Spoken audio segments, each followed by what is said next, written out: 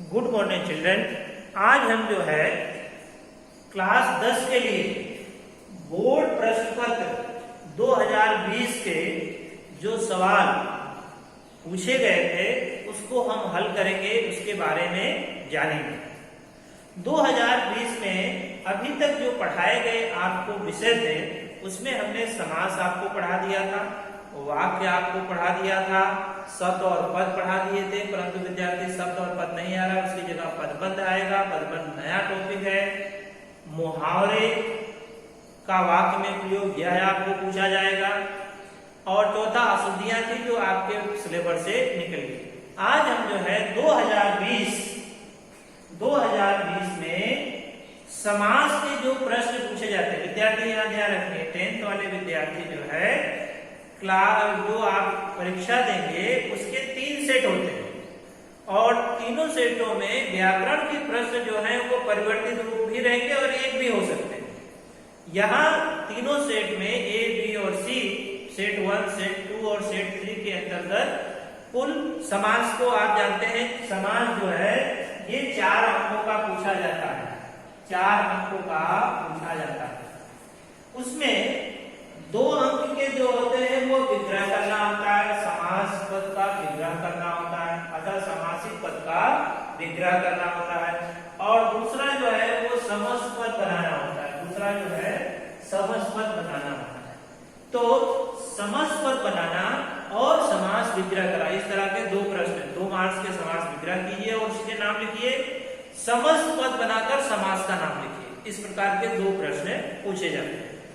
Board प्रश्न पत्र 2020 में जो है 12 प्रश्न पूछे गए थे, अर्थात 3 सेट हुआ तो 3 सेटों में जो है 6 क्वेश्चन जो थे सामासिक समास विग्रह के थे और 6 प्रश्न जो है समस्त पद बनाने के लिए थे। यहाँ हम विद्यार्थी देखते हैं कि पहले हम समासिक पद का विग्रह, समास के भेद लिखिए। तो समासिक पद का विग्रह करके, तो यहाँ पर ये हो जाएगा करके समास के भेद लिखो। तो इसके भेद लिखना है। यहाँ मैंने उत्तरों को लिख दिया है आपको जानकारी के लिए। तो विद्यार्थी यह ध्यान रखें कि समास के हमने 6 भेद पढ़े थे। पहला जो है अव्ययी भाव समास, दूसरा है तत्पुरुष समास, तीसरा है द्विगु समास, द्वंद्व समास, कर्मधारय समास और बहुव्रीहि समास। ये 6 भेद हमने पढ़े थे। और 6 भेदों के बारे में अगर वो सामान्य चर्चा करें तो जिसमें पहला पद अव्यय है उसको अव्ययी भाव समास कहते हैं, जो कारक चिन्हों से अलग हो उसको तत्पुरुष समास कहा जाता है, जिसमें विशेषण और विशेष या उपमेय या उपमान हो और है जो के समान के रूपी से विग्रह हो तो उसको हम कहते हैं कर्मधारय समास। बहुव्रीहि समास में द्वंद्व जो है तीसरे पद का बोध होता है, तीसरा पद जो मिलके दोनों पद मिला किसी तीसरे पद का बोध हो, जैसे दशानन 10 है आनंद जिसके, तो उसको आप कहेंगे बहुव्रीहि समास। द्विगु समास तो बहुत सिंपल है। द्विगु समास में अर्थात नंबर वाले शब्द, जितने भी संख्यावाची शब्द हैं, शताब्दी हुआ द्विगु समास, यहाँ पर द्विशाखा हुआ, आप चौराहा हुआ, नवरात्रि हुई, तो ये जो नंबर वाले शब्द हैं वो सभी जो है द्विगु समास में आते हैं। द्वंद्व समास में दोनों पद प्रधान होते हैं, दोनों पद प्रधान होते हैं और दोनों पदों को प्रधान होने पर और अथवा या से उसका विग्रह किया जाता है। तत्पुरुष में कारक चिन्हों से विग्रह किया जाता है और कर्मधारय समास में है जो के समान या रूपी शब्द लगाकर उसका विग्रह किया जाता है। तो विद्यार्थी हमारे सामने जो है बोर्ड के कुछ प्रश्न दिए गए हैं, इसको हम देखते हैं बारीकी से, जिससे आप अगले बोर्ड की तैयारी के लिए तैयार रहें कि समाज से संबंधित किसी प्रकार का भी प्रश्न आपको पूछा जाए तो आप उसको आसानी से हल कर सकें। हमारे पास बोर्ड के प्रश्न पत्र जो है अवेलेबल हैं, परंतु बोर्ड सीबीएसई के वेबसाइट पे जाएंगे, बोर्ड के बहुत सारे प्रश्न पत्र हैं, आप उसमें से भी प्रश्न पत्रों को देखकर हल कर सकते हैं। तो चलते हैं विद्यार्थी जो है बोर्ड के सामासिक पद का विग्रह करके समास के भेद लिखो। अर्थात समास का क्या लिखना, भेद मतलब समास का नाम लिखना, नाम का मतलब 6 जो भेद है उसके नाम लिखना। अब यहाँ देखिए पहला पद पूछा गया था तन और मन। अब देखिए जहां मैंने कहा था कि द्वंद्व समास में दोनों पदों के बीच में एक योजक होगा, योजक चिन्ह, इसको हम कहेंगे ये द्वंद्व समास। दोनों तरह से, परंतु दोनों पद एक जैसे नहीं होने चाहिए। जैसे यहाँ तन मन है, यहाँ देखिए धीरे धीरे, तो वहां दोनों पद एक हो तो अव्ययी भाव हो जाए, परंतु दो अलग अलग हो तो उसको हम कहेंगे द्वंद्व समास।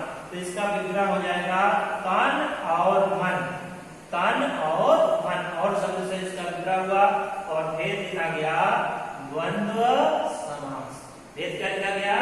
द्वंद्व समास। तो समझ गए, पहले पद में योजक चिन्ह है। दूसरा है त्रिलोचन, शब्द है त्रिलोचन।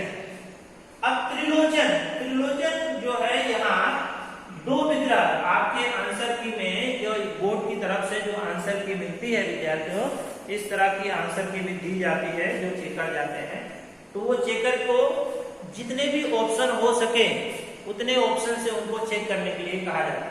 अब देखिए विद्यार्थी, त्रिलोचन जो है तीन लोचनों का समूह, क्योंकि नंबर वाला नंबर है, 3 माने 3, इसलिए इसको मैंने द्विगु समास। परंतु त्रिलोचन जो है वो शंकर को भी कहते हैं, तो उसको बहुव्रीहि ही भी कहा जा सकता।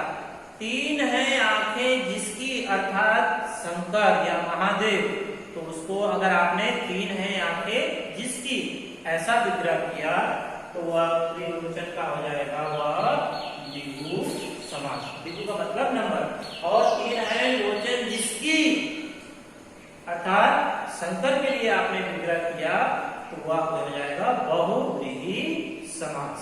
क्या हो जाएगा? बहुव्रीहि समास। तीसरा जो है आजीवन। आ जो है देखिए, ये आ जो है अव्यय है। क्या है? अव्यय। अव्यय जो पद होते रहेंगे तो वो अव्यय भाव हो जाएंगे। तो अब जीवन भर, आजीवन मतलब जीवन भर, आजीवन तक या जीवन पर्यंत जैसा विग्रह करें वो राइट है। और उसका भेद क्या हो जाएगा? अव्ययी भाव समास। उसका भेद क्या हो जाएगा? अव्ययी भाव समास। अब यहाँ शताब्दी,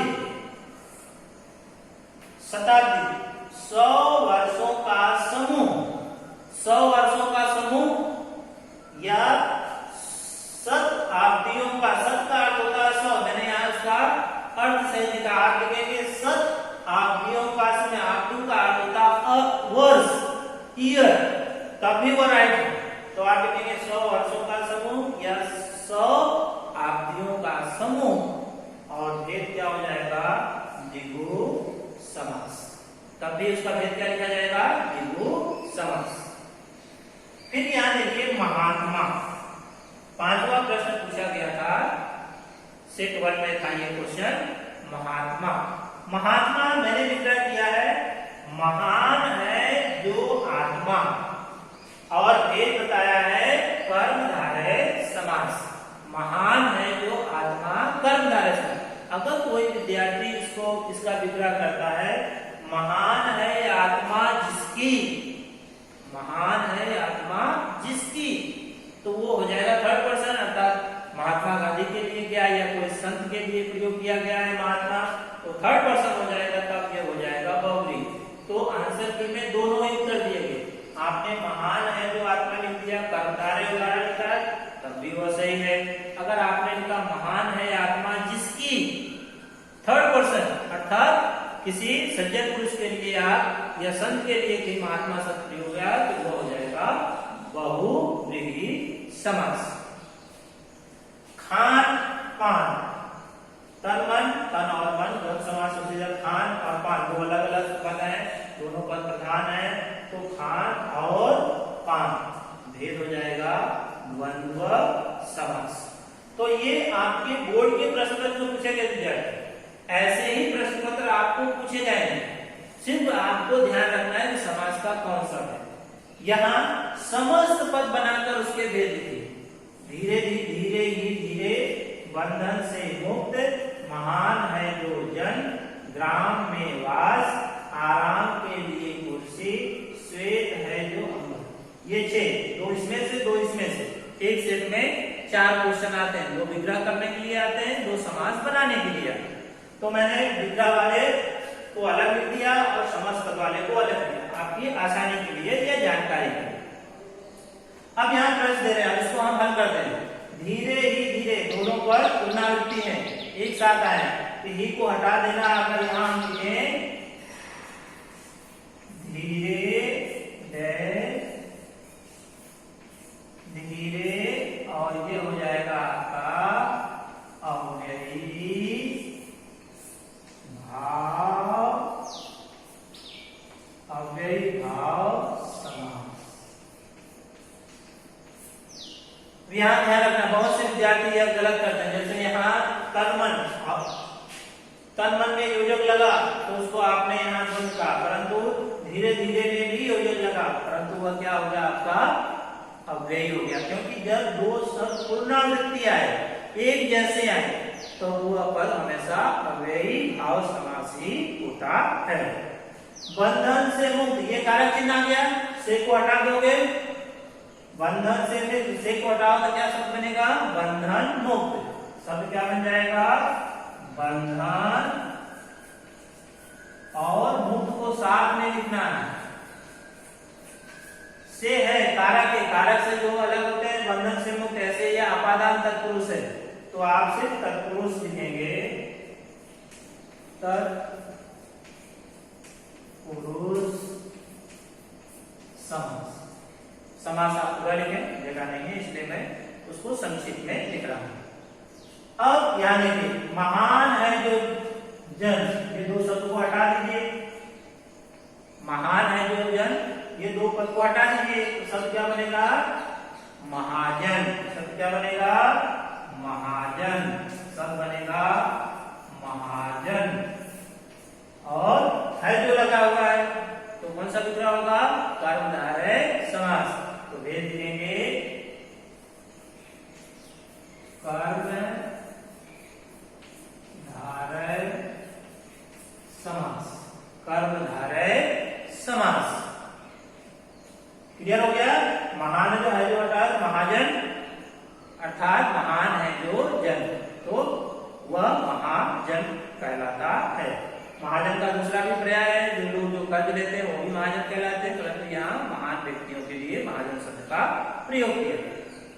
ग्राम में वास में ये कारक आ गया, अधिकरण में पर, अधिकरण कारक है, इसको हटा दीजिए, तो क्या हो जाएगा, ग्रामवास। शब्द क्या बनेगा, ग्राम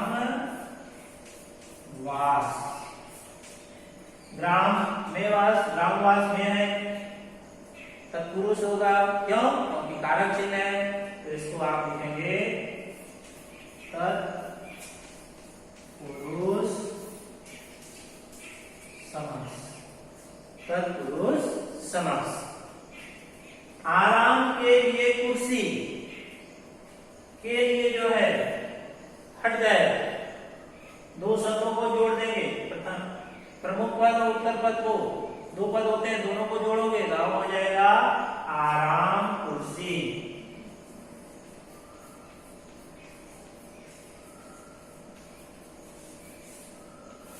और ये हो जाएगा तत्पुरुष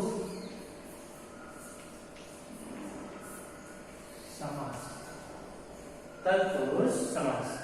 अब यहां देखिए, फिर जो है जो लगा हुआ सेट अलग बोले हैं, सेट में क्वेश्चन कर्मधारय है, अव्ययी है, तो वो उसी रूप में पूछे जाएंगे।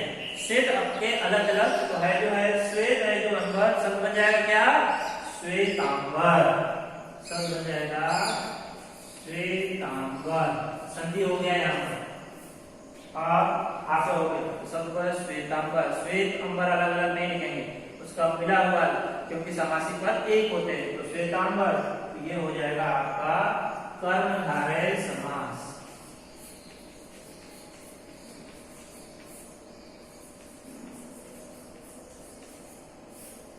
तो विद्यार्थी, ये आपका 4 अंकों का जो प्रश्न था, यह हमने यहाँ देखा कि 2020 के बोर्ड प्रश्न पत्र में 4 अंकों का यह प्रश्न पूछा गया था, जिसे मैंने हल करके आपको दिखाया है। अगर समाज से संबंधित इसी प्रकार के प्रश्नों को आप हल करते रहेंगे, तो समाज से संबंधित जो भी आपकी समस्या है